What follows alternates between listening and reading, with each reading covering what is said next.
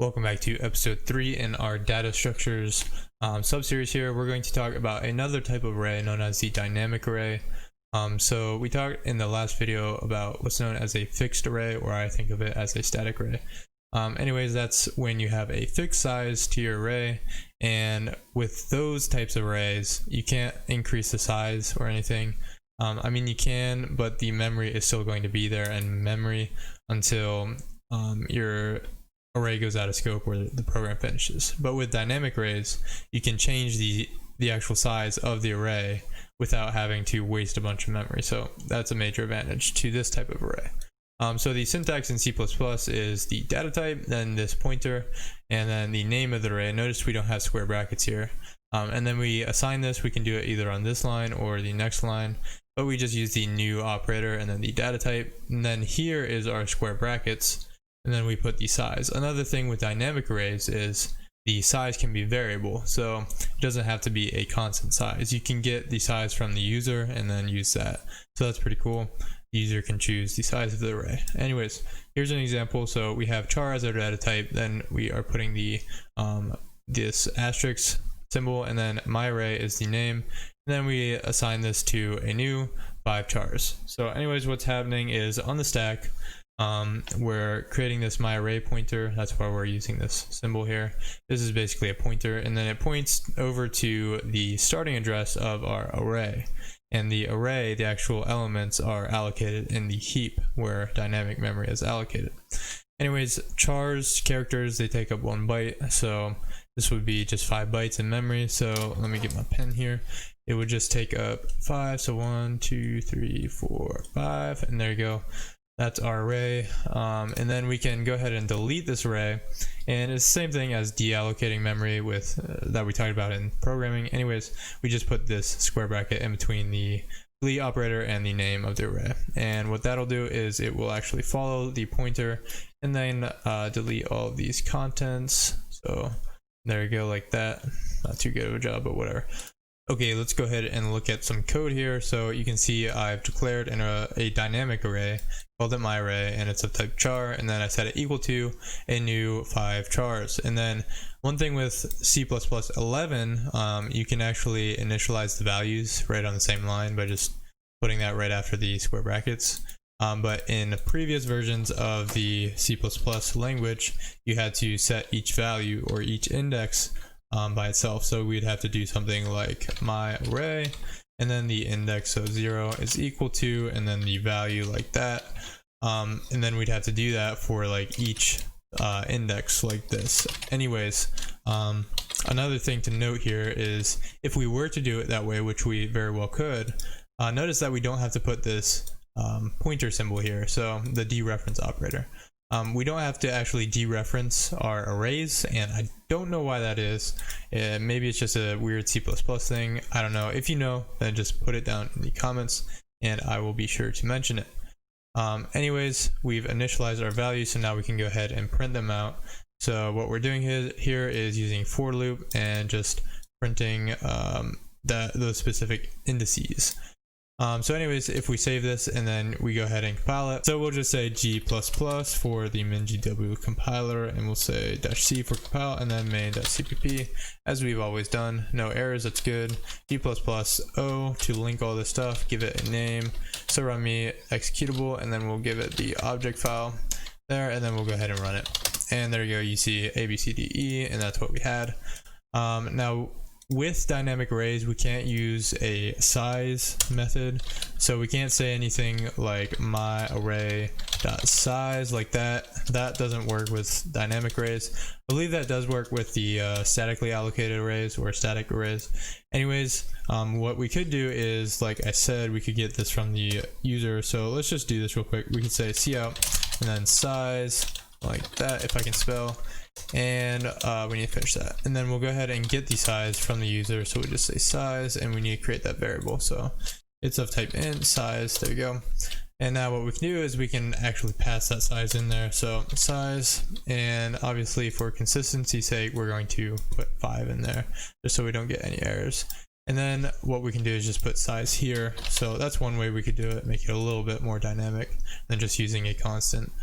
So we'll go ahead and save that, and we'll run it again after we compile and link. Oops, wrong one. Where'd you go? There it is. And then we'll run this. So it asks for size again, we'll put 5, and there you go, it works. I wonder what would happen though if I did put a different number, like 8. Okay, so I guess it just sets this value to null or something. Anyways, I was messing around with the reference operator, the ampersand, and it's kind of weird how it works, so we'll just show you this real quick. So anyways, if we use this reference operator and we print out my array, so again, my array is just like a pointer that points to the start of the array in the heap. This will actually give us a hex value, which we want an actual memory address. So let's go ahead and compile, and it's being weird. There we go, and run this, and 5, and you can see it gives us a hex value.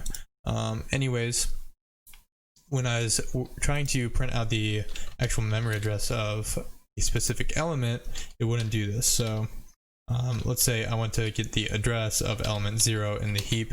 We could do this with just regular data types, but with arrays it doesn't seem to work, but it does do something kind of interesting, so I'll show you. We'll compile this, and then again we'll link it, and then we'll run it. 5, that's kind of annoying, and you can see it doesn't print out a memory address like we would want it to, but it does print out all of the elements after that index. So if I change this to 2, 3, okay, we'll go ahead and recompile like that, and we'll go ahead and link and run, and again size, and you can see it just prints out D and E. So it starts at index 3, which is here, and then prints out the indices after it. So that's pretty cool. Again, I don't know why it does it that way and why that works, but if you do know how to get the memory address of a specific element in a dynamic array, then again, put that in the comments please, and I will be sure to mention it. Anyways, yeah, that's an introduction to dynamic arrays. And then again, the advantage of this is that we can actually delete these arrays and deallocate the memory, which I should show you with code. So we'll just say delete, and then again using that syntax, and we'll say my array. So what this is going to do is going to follow the pointer and delete everything here. So that's cool. And then in some video in the near future, I'll show you how to actually change the size of these arrays. These dynamically allocated arrays. And then one last thing we should do is actually make sure that we don't have a dangling pointer here, because we deallocated the memory in the heap, but we still have this pointer pointing over there. So we should just set that to null. So we'll just say my array is equal to null like that, and that'll take care of that problem. Semicolon, there we go. Let's go ahead and look at Java arrays. So in Java, the syntax is a little different to declare arrays. Like we talked about, you put the type, then square brackets, and then the name of the array. Now in Java, what's pretty cool is you can actually switch the name with these square brackets, and that'll still work. And that's just for people who are coming from like a C background. This just makes it so because they're already used to that, it just helps out. Anyways, we're going to do it the Java way. Now, how do we actually initialize values? So this is where Java gets a little weird. So Java creates objects for arrays. Basically, it has an array class, and whenever you create an array, it creates an object of the array class. Now, what we can do to actually initialize the values is if we actually know the values, we can put them in here, this curly brace like this, and that would work. But if you don't know the values, which is like 90% of the time, you're going to have to dynamically allocate the memory. And this is just weird with Java. You can't statically allocate the memory for arrays. And I don't even know if this curly brace method is statically allocating or dynamically allocating in Java. So anyways, we're going to have to dynamically allocate the memory for arrays if we don't know the values.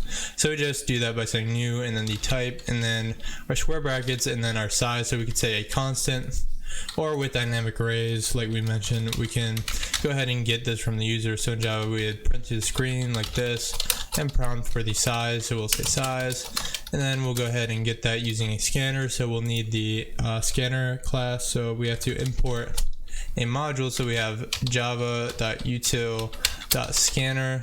Now we can use this. We can go ahead and define a scanner object like this. We'll call it input, and that's equal to a new scanner, and that's using the stream of the keyboard, which in Java is system.in. And now we can use that to set a variable called size equal to the input. So we'll say input.next int. That's a method of the scanner class. Now we've declared our array. Now we can go ahead and put that size in there. So this is a little more dynamic. Now Java has what's known as a garbage collector. So whenever this array goes out of scope and we're not using it anymore, the garbage collector is going to come around, and I don't know exactly how it works, but it'll collect all that garbage memory that we're not using anymore or is out of scope, and it'll be freed up somehow, some way. Anyways, that's what's called a garbage collector. So now we can initialize the value. So we'll do a for loop, and we'll say int I is equal to 0. Now what we're going to do is, since this is an object of the array class, we can go ahead and call methods and attributes on it. So we'll say my array, and there's this attribute called length, and this just gets the length of the array. So now we can go ahead and do I++ to finish the conditions, and we can go ahead and do stuff. So we'll just say that the my array at index I is equal to, and I want to have it be I plus 1. So instead of counting from 0, 1, 2, 3, 4, we're going to count 1, 2, 3. Okay, anyways, we'll go ahead and finish that, and then we're just going to copy this loop because we're going to print the stuff after we set everything, and we're just going to print out the my array at I. So we're going to do system.out.println, and then we'll just wrap that in parentheses there, and then we'll save that and run this. So we need to do Java C, and then main.java is what I called it. And now hopefully no errors. There is an error. Let's see. Oh yeah, I didn't put the condition, so I just said myArray.length, so we have to say I is less than myArray.length. Same thing down here. So now we'll save that and try again. Hopefully no errors. Yeah. So now we'll say Java main, and it asks for the size, so we'll just say 8, and you can see it prints out 1, 2, 3, 4, 5, 6, 7, 8 instead of 0, 1, 2, 3, 4, 5, 6, 7.